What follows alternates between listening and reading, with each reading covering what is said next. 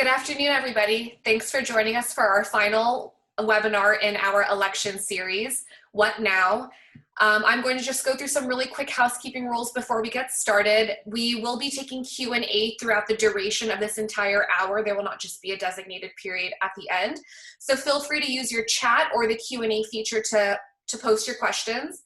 And we will be going until 2 o'clock, and we're looking forward to a really productive discussion today. I will now hand it over to Dean Miller to do some introductory remarks. Hi, welcome, and thank you for joining us.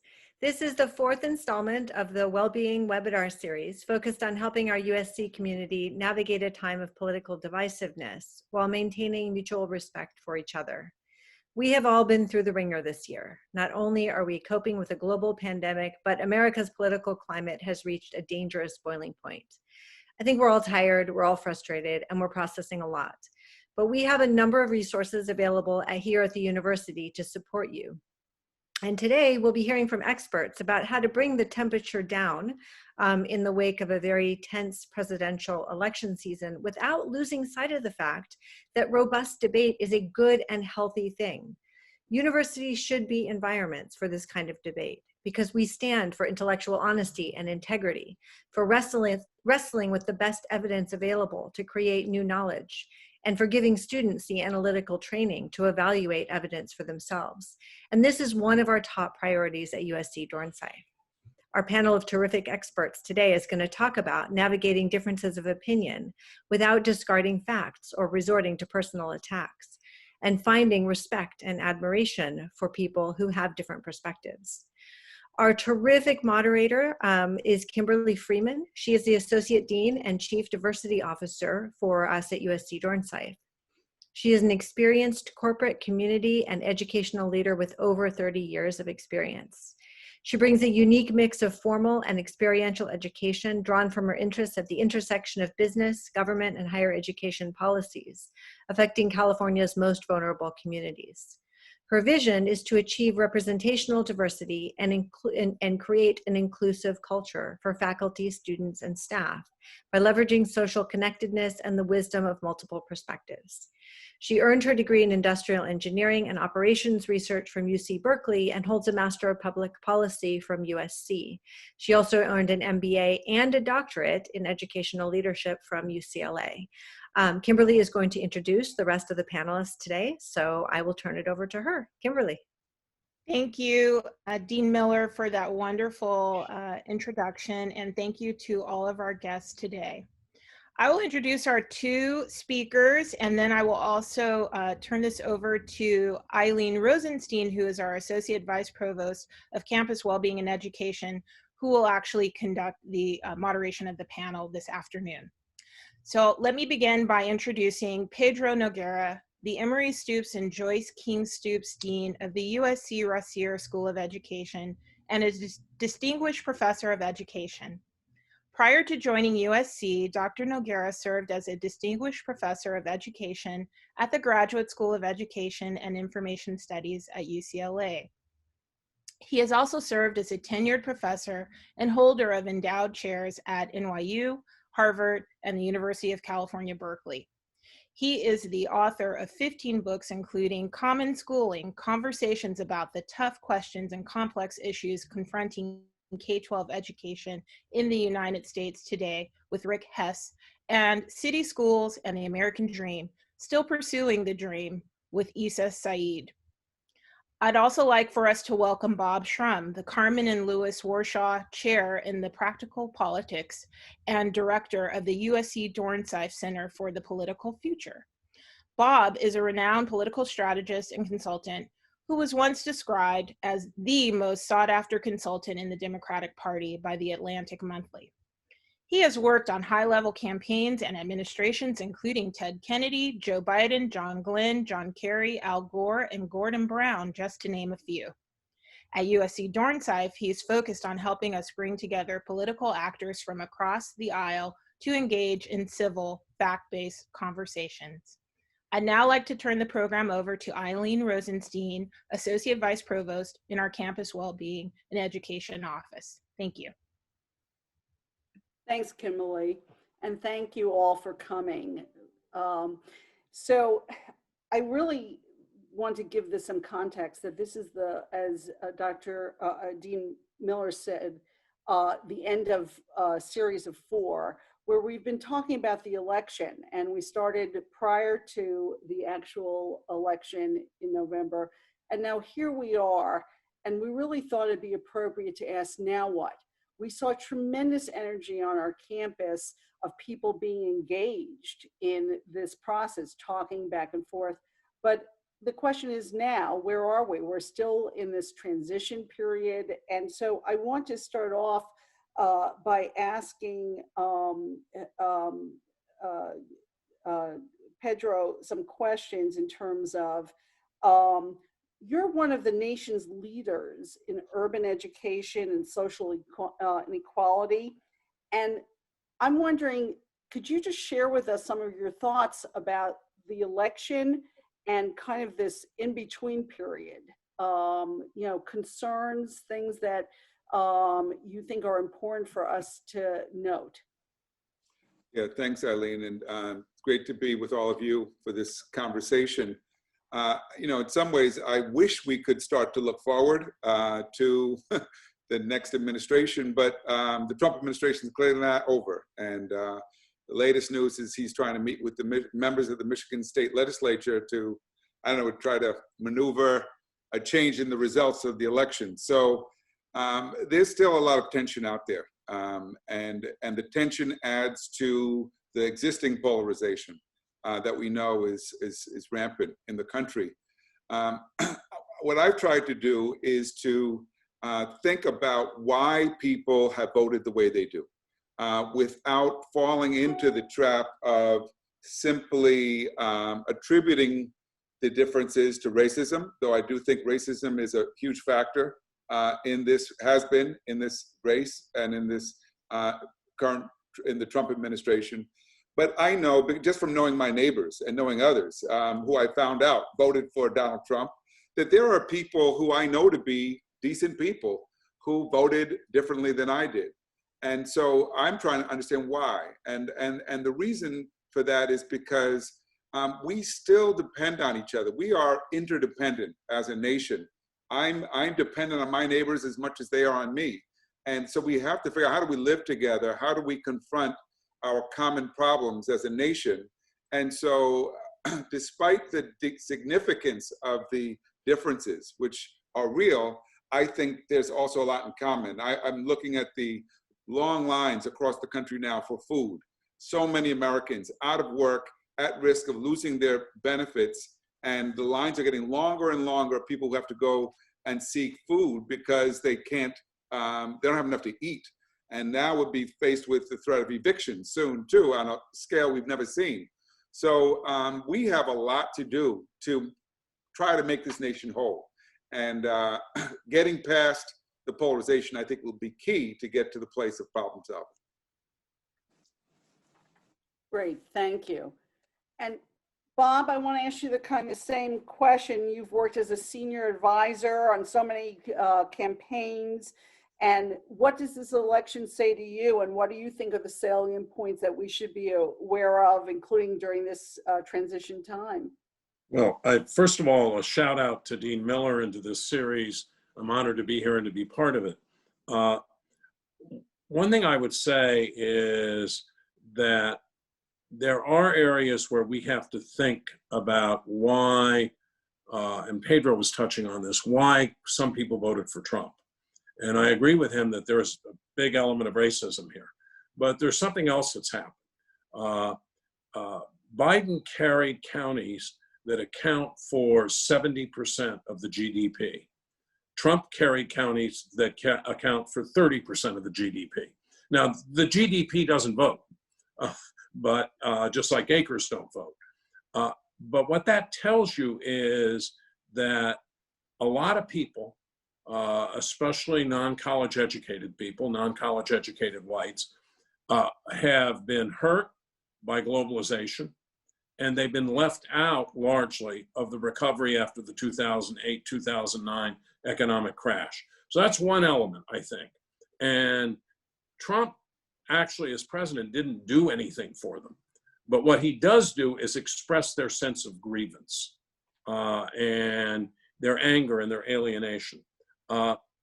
There's a second element of this, I think, which is that there are a lot of folks, and they're not all races, who are alienated by the demographic and cultural changes in the country.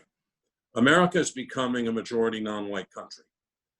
California is already a majority non-white state. We've seen vast changes in terms of women's rights, LGBTQ rights, and I think some people want to go back to a largely imagined 1950s, which wasn't so good for a lot of folks, by the way, but they'd like to go back. And Trump appeals to that in them.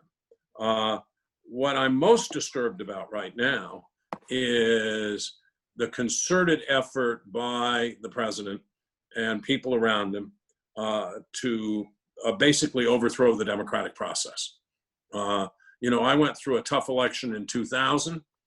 We were sitting there on election night having dinner. We thought we'd won the election. They withdrew the call from Florida.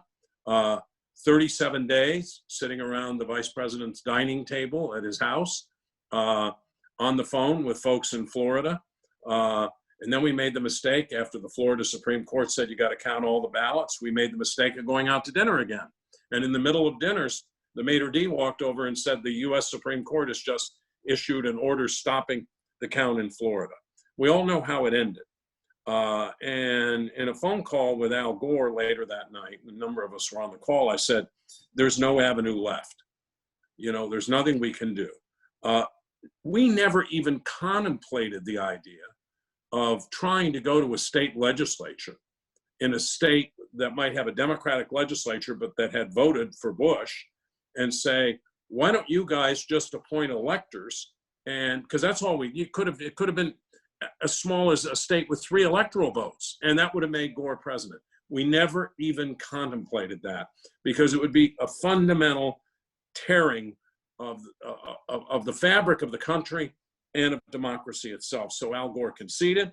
It felt awful. It still does. I always say that he was elected but not inaugurated. And I still feel bad because there would have been no Iraq war and there would have been no disappearing surplus. But what Trump is doing now is quite different than the election controversy in 2000, which involved one state and 537 vote lead for Bush.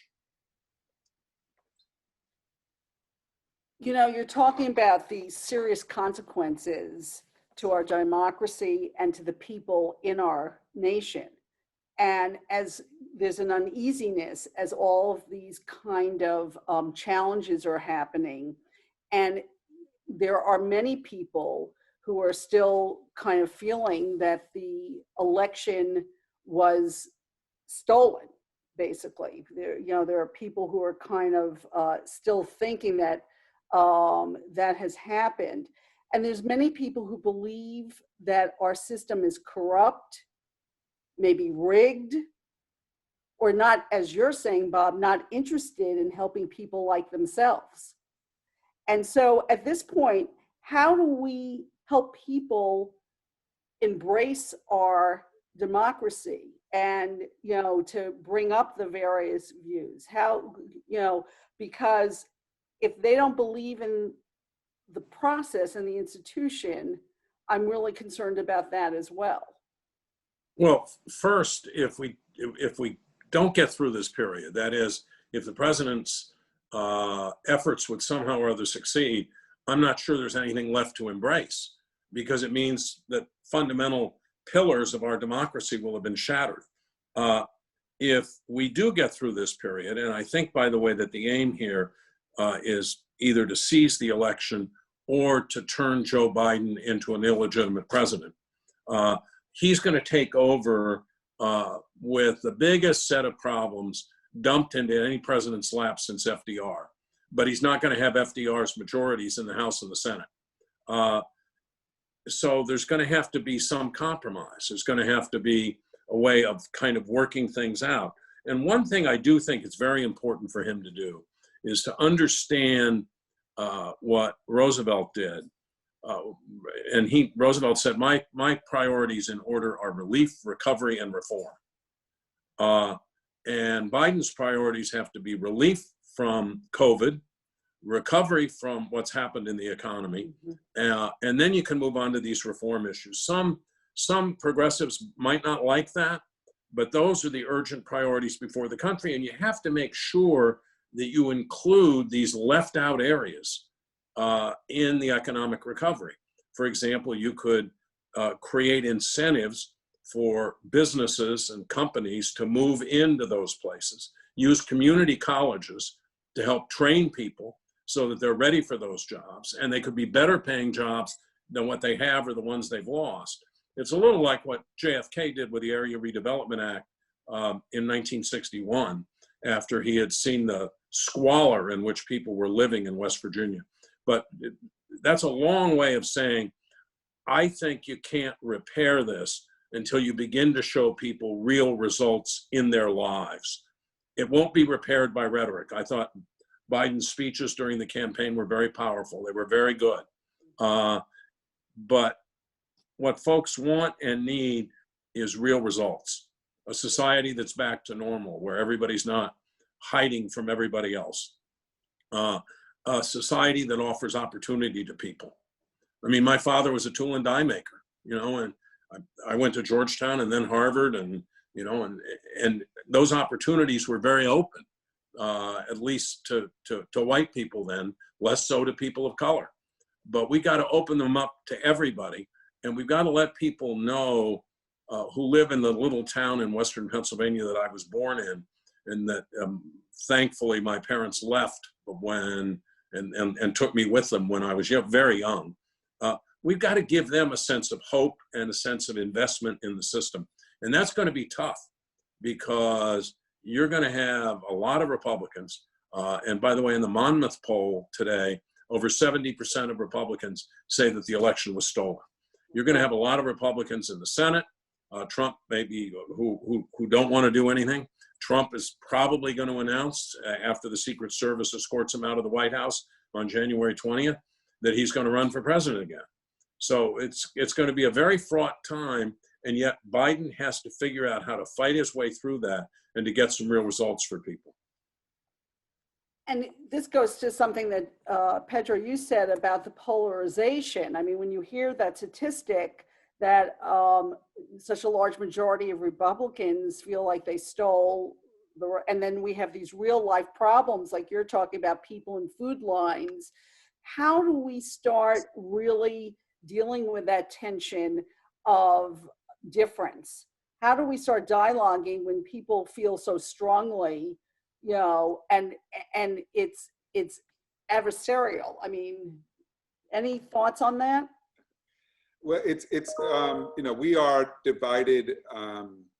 As Bob was saying, we don't live together, right? Our neighborhoods are also, and our communities are relatively homogenous in many parts of the country. And so, that may be less true in certain areas than others, but the ability to have dialogue when you don't have a lot of contact is diminished. But I want to go back to what Bob was saying. I think that if we start by focusing on improving people's lives, that starts to make a tangible difference. And people need to see that the next administration can make a tangible benefit in their quality of life. And because ultimately, I think there's a lot of alienation and anger all around because of this sense that the American dream, the idea that you could work hard and get ahead has gone. And as it does, I think desperation grows, and more people, if you look at the white working class population in this country, it's the only segment of the society with a declining life expectancy. Right now, as guns are being bought at a rate we've never seen before, suicide rates are going up. What people don't realize, those guns are disproportionately being used for people to kill themselves. And that's more likely to happen amongst older white males. So Trump's base, despite the fantasy that he's presented that of bringing America back to the glory days of the 50s, Trump's base is hurting. And they may right now have latched on to him as a savior. But I think if you know, it's amazing, you know, when you wonder, because I ask my neighbors, again, two of them, one who's of Mexican heritage, one who's white, what it is that they saw in him. And they can't say anything tangible. One, his son is a veteran, and he believes somehow that Trump is going to be more pro-military and do a better job taking care of people in the military. The other just thinks, I don't think she says it, but I think she believes it, that white people will be better off with someone like Trump in office. And I think there's that sentiment that's out there too. So once we can get past the kind of the shadow of Trump, which hangs over all of us, and he's, as we know, he's in the media every single day on Twitter, it's relentless. Once that recedes a bit, then I think the Biden administration has to do the hard work of really addressing the kind of bread and butter issues that Bob spoke about. Because it's when people sense, their sense of hope is revived about the future, that I do believe that their better instincts will prevail, and we'll start to see people a little less angry. I always wondered, why is it that the Trump rallies are always so angry? Why are they always so mad? And I think it's because of what Bob described, this sense that they've fallen behind. But that feeling is there for lots of communities. And so now we have to make sure that that there's a real tangible sense of improvement in the quality of life. So it brings up another question, which has to do with media in a way, because how do we get our information, and how do we get the facts, and how does that play into this sense of either futility for some people, or even the sense of anger that you're noting? You know, where does the media play into all of this? Because that is something that is, you know, constantly there, and the way we do connect and see each other. Well, I'll take that, I guess. Look, in 1962, if a young producer at CBS had gone to Walter Cronkite, who was the avatar of newsmen, and said, Mr. Cronkite, the John Birch Society is holding a press conference in New York today, and they're going to reveal that President Eisenhower is a conscious agent of the communist conspiracy, and so is President Kennedy. How many camera crews do you want me to send? Cronkite would have looked up and said, you don't work here anymore. In the 60s, we had a kind of common knowledge base because we had gatekeepers and they had standards. That's all gone. I mean, we have now proven that Daniel Patrick Moynihan was wrong. He said everybody's entitled to their own opinions, but not their own facts. Today, everybody can get their own facts. They go to whatever media outlet they want. There's a proliferation of cable media outlets. Social media has done a number of very good things, by the way, like democratized fundraising so that small contributions can actually make a real difference. But social media is also pernicious because it allows people to replicate what Pedro was talking about in their lives, which is they live in homogeneous neighborhoods. They get their information from homogeneous sources, and it can be completely different than reality. I mean, one of the things we're trying to do at the center is model and advance the idea of a politics where we respect each other and we respect the truth. And I have no illusions that we're going to do that all by ourselves, but I think you have to make big efforts to do that. Finally, I would say the one thing that can break through this more than anything else is if people once again feel that government cares about them, is working for them, and is making a tangible difference in their lives. That's probably the thread that's going through this whole conversation. At that point, I think more and more people will say, you know, I feel pretty good about this. Look, if just before JFK was shot, he had a 60% approval rating, about 72% outside the South. And, you know, his legislative agenda was, if any, the best way to say it was really formidable to pass the Civil Rights Bill and the tax cut. But we are now so polarized that it's hard to imagine a president having a 60% approval rating or a 72% approval rating. And the only way we're ever going to get back there, in my view, is if people see that things are happening for them and for their children that really matter. It's very depressing when you look at some of the data, when you ask people, do you think your kids will have a better life than you do? And so many of them don't. And that's a contradiction of at least what America imagines its ideals to be. And it leaves people, I think, feeling angry. Pedro's talking about the crowds at the rallies, at the Trump rallies. I think they're emblematic of this. Are we going to get all those people back? Are we going to get a common basis of knowledge completely, the way we did in the 60s? No. But I think we can make progress toward a society where there's a decent amount of civility, a decent respect for facts, and nobody ever says alternative facts, because there's no such thing as alternative facts, and where folks feel that somehow or other progress is being made. Yeah, I worry a lot about the way media has evolved because it's so fragmented, and people now choose the media platform that affirms their beliefs, and many of us know now that social media gives us what we want to hear.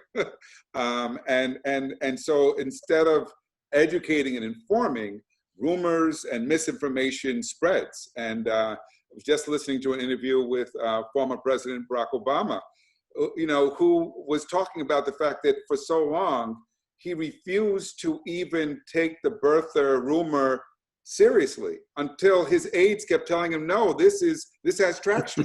This is, people believe not only that you were born in Kenya or someplace, they believe that you're an agent of the Muslims, that, there were all kinds of things. And so the sad thing is, you would want to hope that you could just simply ignore misinformation, but you can't, and especially when it's being perpetrated by the President of the United States. So I don't know what we do about that. I think that universities have a major role to play. One of the things that we want to do at Rossier is launch something we're calling the Democracy Project, because we really need to rethink the way we teach civics in this country to kids. Kids are not being prepared to be voters and to be citizens and to understand the Constitution, understand their rights. Most Americans can't name the 3 branches of government, don't know about the cause of the Civil War. Over half of students don't even know about the Holocaust. So we have a lot of work to do to educate this country. And it doesn't mean you need to have an advanced degree, but there's a common literacy we should have that allow us as citizens to engage in civil debate and to look at evidence and make up our minds. It doesn't mean everyone's going to agree on everything, but we need a common basis of facts so that we can, in fact, have reasoned discussion. And that's missing right now. The media, unfortunately, the media, to blame the media is doesn't say a lot, because it's which media, it's so many different platforms out there. So which media are you getting your information from? And that's the problem. There is no coherence, and there's very little credibility out there.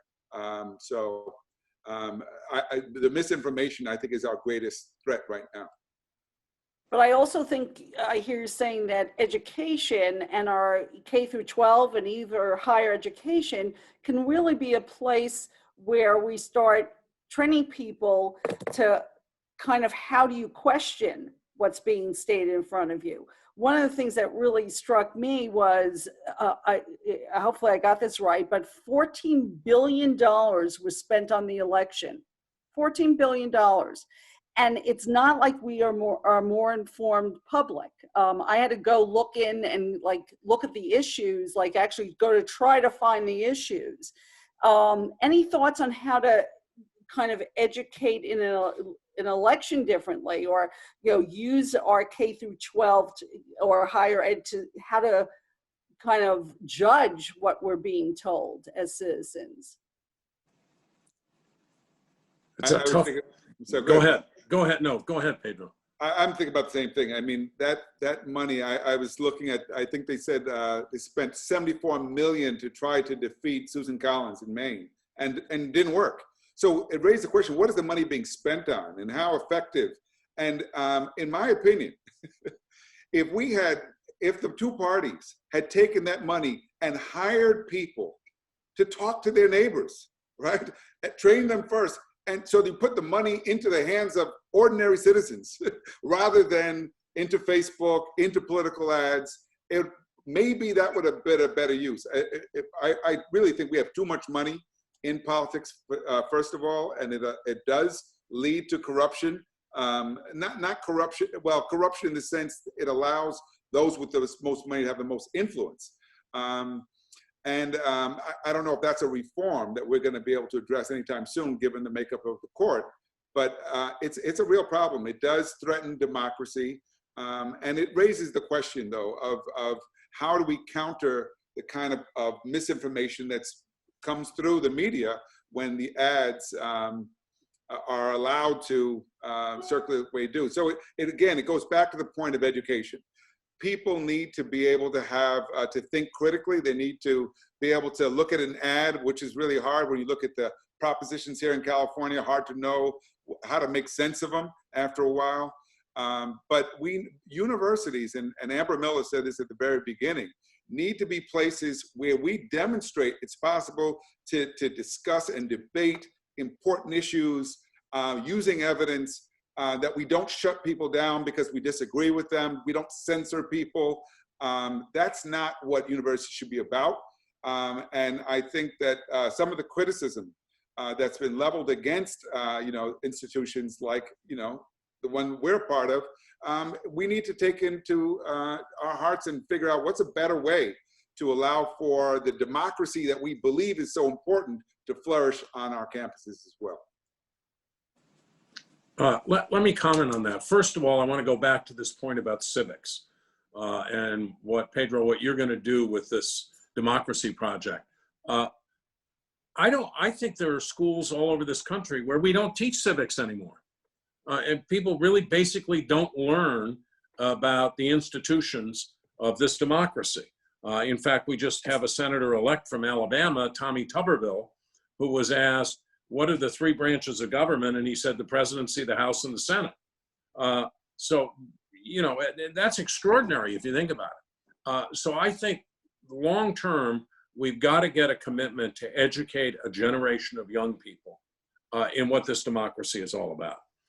Secondly, in terms of all the money that's sloshing around, I think it will continue to grow. I think people will continue to advertise. Because that's the most reliable way they think, and there's some evidence for this, of reaching especially older voters who are a huge segment of the electorate.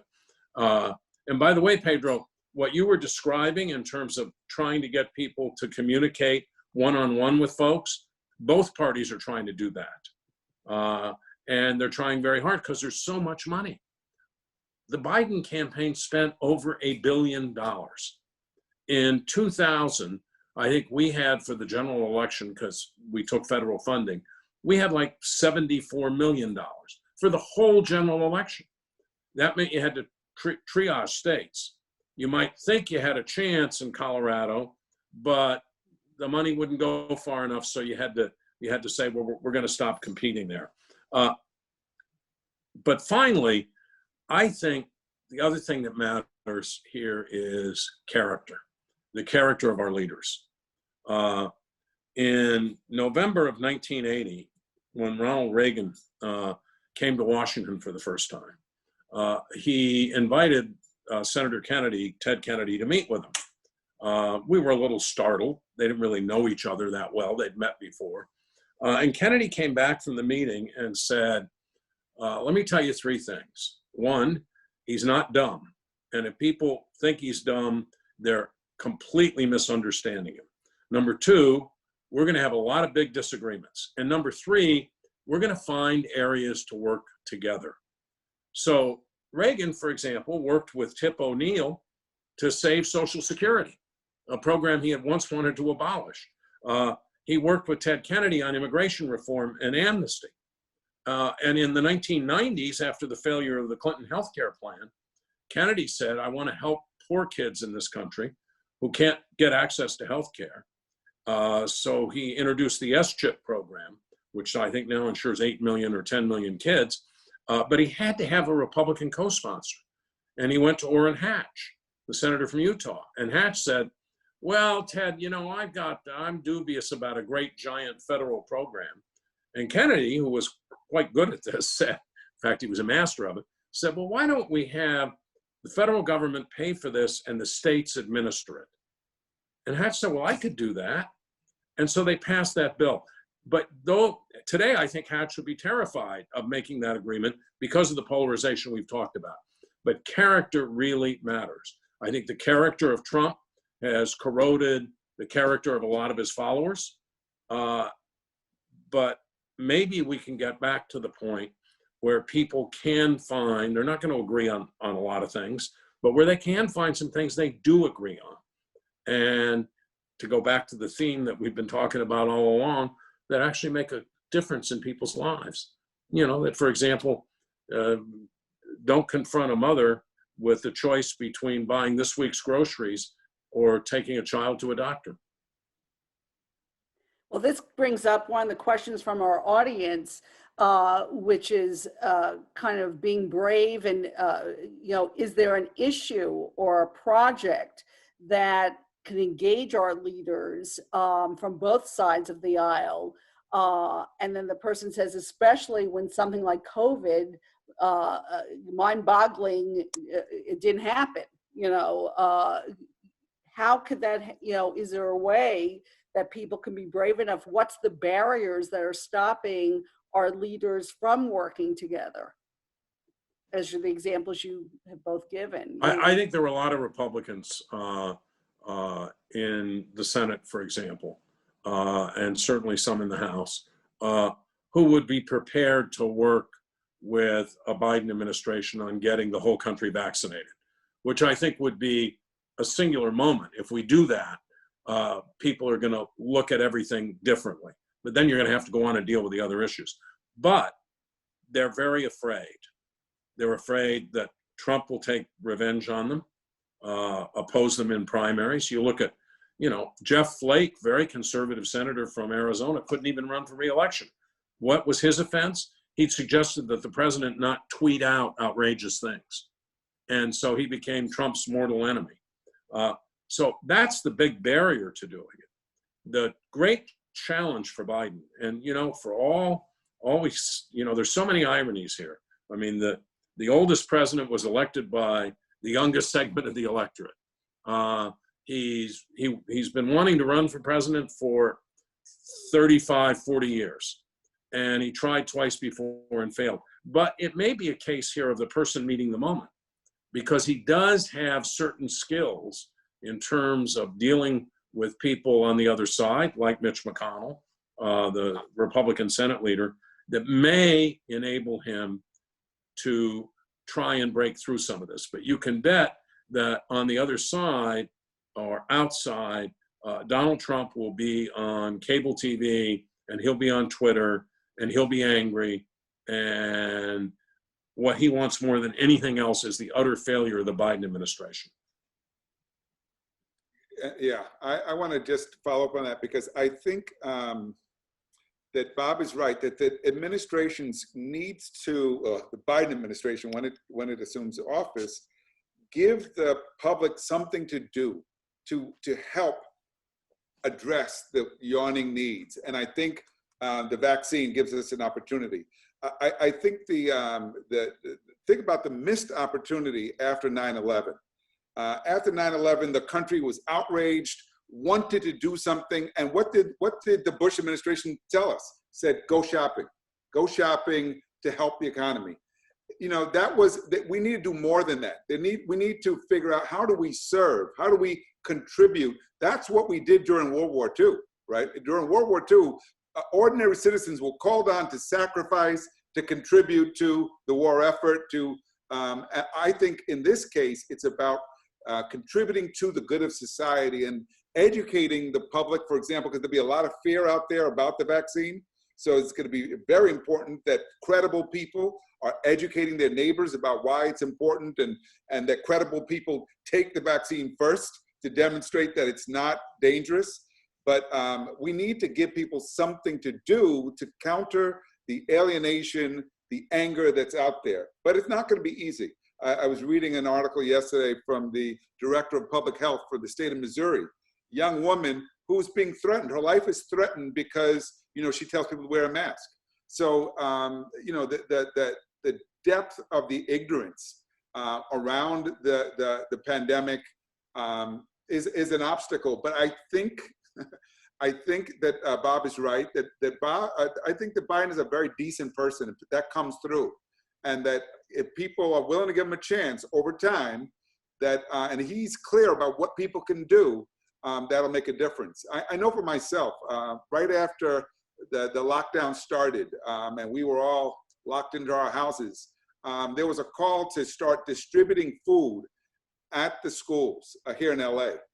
And despite my kids telling me I shouldn't do it, they said, you're too old, you're at risk. I went out there, and it was the best I felt during the pandemic to help distribute food, because when you're doing something to help others, you feel less helpless and less hopeless too. So I hope the administration can come up with practical things that are safe for people to do to support the common good. This brings to the next question from the audience too, which is, what can USC as an elite university, how can we play a part in educating not just economic people who are advantaged or the elite, but the very people who really need this support, who may also, the audience members said, might be under the spell of an alternative facts. How can we as a university play a role? Well, the His Democracy Project, and I think I have the name right, Pedro? Yeah, I think that's critical. And to the extent that it can penetrate into classrooms across America and have an influence, it can begin to change things for the long term. What we're trying to do at the Center for the Political Future is try to change things now. And we know it's going to take a while. We know it's not going to be easy. We know we can't do it alone, but we want to try and change things now. The other thing that I think is really important, and Pedro was talking about it, gave me an idea. I think Biden would be very well served to get up and propose, along the lines of the Peace Corps, an American Vaccine Corps. And it would have different components. It would have a component of people who were going to talk to folks about the vaccine. It would have people, students who were taken out, volunteered time from medical school, pharmaceutical school, nursing school, because some of these vaccines are complex and you can't have Joe Smith administering them, and try to vaccinate as many people as fast as possible. He's got to catch the imagination of people. At the same time, universities, and this I think is Dean Miller's insight with the academy and the public square, universities have to have an impact and an influence beyond their own gates, beyond just preparing another generation of students to go into STEM or go into teaching or whatever. When I think back to when I was young, which was some time ago, universities played a very large and vigorous role in public life. Archibald Cox, the Harvard constitutional law professor, ran the Kennedy policy program during the 1960 campaign. And academics, whether you like them or not, I happen to love Arthur Schlesinger, would leave the university for a while and be part of a presidential administration. Henry Kissinger is another example, and a lot of people probably don't like him as much. But the university has to, it can't be just an internal marketplace of ideas. It has to widen the marketplace of ideas out into the world. and can't be self-referential and can't just be talking to itself and its faculty and its students. You have to communicate ideas to folks. I couldn't agree more with Bob. I think that that is the real responsibility of a major university, is to play a role in influencing the kind of the national conversation, informing the public. And you know, I think that we've receded from that role in recent years, but my hope is, and I know from hearing from President Folt, this is something that she believes in too, we'll see more of it, not just from USC, but from other universities as well. Yeah. And then another question from our group is really regarding racism, which we have spoken about a little bit as playing a part. What's the role of social justice messaging, like defund the police, in scaring otherwise well-meaning voters away from the Democratic Party? Can the Democratic coalition embrace both the diverse urban voter and the rural suburban white voter? Look, defund the police was one of the dumbest slogans anybody ever thought up. I mean, whoever thought it up should pay money to, should not be paid money, but should have to pay money. And that's not just me. Jim Clyburn, the congressman from South Carolina who had so much to do with Biden getting nominated, believes that, has said it. Bernie Sanders last Sunday on the talk show said, defund the police. He said, I'm not for defunding the police. I'm for reforming the police. I'm for holding the police accountable. Yes, I think it hurt. I think it hurt in a lot of marginal districts where Democrats, especially in House races, are narrowly losing races. I think it may have hurt in some Senate races that should have become more competitive. People have to understand, and I used to in the Democratic Party get accused of being, oh, Bob's such a liberal. Well, I am, and I haven't moved. But people have to understand that you need to talk to folks in language that's accessible to them and that doesn't frighten them. Politics is not about psychic satisfaction for yourself. It's about changing the country. Let me follow up. I think I agree with that. I think that, you don't educate people through sound bites. So if what defund the police means is we don't want the police to be involved in addressing homelessness because they're not qualified, or responding to mental health crises because, again, they're not qualified. We want to see reforms in the way we address those issues. We want accountability in the way policing is carried out in Black communities and other poor communities around the country. So you have to be more precise in the language we use so that it doesn't get used against you. And I think that's something that people on the left have often not been particularly good at, is how to use language in ways that builds bridges and that allows people to see a vision of a society that is in fact more just and more equitable. Because I think most people would like that at some level, but you have to be able to present it in a way that is palatable. And what you can talk about and how you talk about issues in a big city like LA is not the way you talk about them in rural communities in other parts of the country.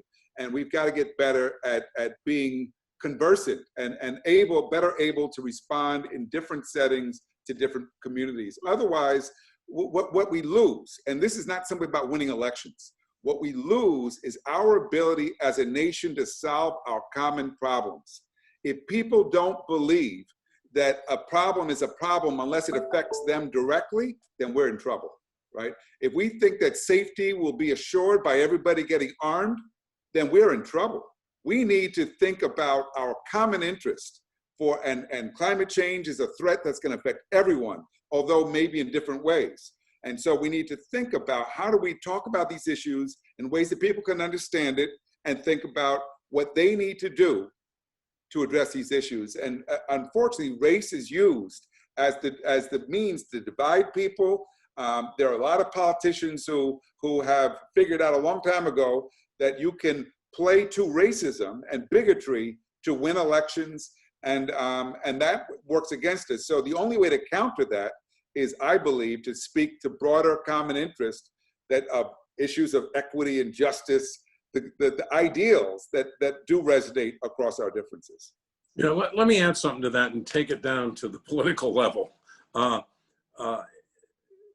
lost Florida, I think, what we know, because he carried Miami-Dade by about 7%. Hillary Clinton had carried it by 29%. What happened in Miami-Dade? The Democrats who used the word socialist gave the Trump campaign fodder to say Biden wants a socialist country. And they used defund the police on top of that. So you have a big political impact from that, because Biden did everything else he had to do. He flipped Pinellas County, which is critical in Florida. He carried Jacksonville, but he collapsed completely in Miami-Dade. I think it does a disservice to a cause that I have deeply cared about my whole life, and that is racial justice and civil rights, to adopt inflammatory terms that might make you feel good, but actually retard the possibility of achieving the goals you profess to believe in. Well, this leads to one of the questions that also someone from the audience said, because you're talking about an empathetic society, a place that we care, being careful about how we say things. Yet there's still a lot of fear about Trump and in the future. And you know, so the question is really, if he's no longer under presidential protection, you know, and maybe his legal issues may earn him, this person say, even jail time perhaps, how will he continue to be destructive in our nation? Because there's many people who were cheering and felt relieved when you know, the count came in for Biden, but there were also people crying at the same time saying, look what we've been through and look at the divisiveness that's happened. You know, it was a happy time, but there's also been a trauma in our nation. And so my question, if I can paraphrase the audience member, is what kind of destruction, you know, in our national politics will he continue to do? Or, and again, some people think of Trump as just as the symptom, kind of like he's not the only piece here. He's the symptom. He's the symptom, but he worsened the polarization. Right. To a point that we've hardly ever seen since the Civil War. We're in the middle of a political civil war in this country. And I hope it doesn't go any further than that. Look, he will have Secret Service protection after he leaves the presidency. All ex-presidents do. He won't have Air Force One to use as a prop at political rallies. I don't know what he's going to do in terms of cable outlets. You know, he's threatening Fox because he's furious at Fox because they correctly called Arizona on election night. So now, and you're seeing as he tweets this stuff out, an outlet like Newsmax suddenly get 1 million viewers a night. So I think Trump will be around. I think he will cause as, let me put this in neutral terms, he will push his case as hard as he possibly can, as he's doing now, without regard for the destruction or the damage it might do to the wider country. So I don't want to give false hope that somehow or other, when the Electoral College finally meets, Biden finally gets elected, he gets inaugurated, assuming all of that happens. I don't want to give false hope that at that point, we're over it. And now it is possible that, Trump will make some mistakes in the next couple of years, that he might become yesterday's news. But right now, it appears to me that if he announces that he's going to run in 2024, all these other Republicans who want to run are going to hold their powder. So I'm aware of the time, but, we're talking about, in some ways that we're still in the middle of it. We have a lot of work still to do. Do either of you have a message to us as the USC community in regards to what each of us individually can do to help bring more of the world to a better place, for us to feel more whole and healing. I am the AVP of well-being, so I need to do this Lent as an ending. I'd say you got to be involved. The biggest thing is you got to be involved and you got to care. And there are many different ways to be involved. Look at the success we've had since 2014 in raising the percentage of students on campus who are registered to vote. Look at the opening of the Galen Center and the athletic teams taking care of the center and functioning there as election workers. I mean, there are many different ways to be involved, but you can't give up. And, you know, we have been through tough times before. I mean, in the 60s, civil rights, I mean, it was really tough. And, you know, we went through, in 1968, a horrific year with the assassination of both Martin Luther King and Robert Kennedy. But you have to stay committed to whatever your beliefs are. And you have to go out there and fight for them. And you have to have a sense of principle and a sense that you're going to not just profess the principles, you're going to go out and fight for them. And by fight for them, I don't mean in some nasty way. Yeah, I would just echo what Bob said there. I just started watching the trial of the Chicago 7, which I was actually, didn't think was as good as I hoped, but it reminded me of what Bob has said, which is we've been through times of turbulence and conflict. We had president killed, Martin Luther King, Bobby Kennedy. Many people thought the country was falling apart and that we were on the brink of civil war then. So I remember in 1980 when Ronald Reagan got elected, feeling awfully depressed about the prospects for the country. So we have to have the long view, but I think Bob's point about being involved, being informed is essential. And so I'd encourage the students, the others who are listening to this, to think about ways that you can be involved in your community and beyond. And I like the idea of a domestic Peace Corps. We've had that before, right, too? Clinton started with the AmeriCorps program. I'm on the board of City Year here in Los Angeles. We need more like that. We need more ways to give people something concrete to do to reinforce a sense of hope and possibility about the future. That's how you counter desperation and fear. Well, first of all, I want to apologize to the audience that I didn't get to all of your questions, but what a rich conversation. Really, thank you both for really bringing up so many issues that are really relevant to what's happening now. Thank you both. Thank you.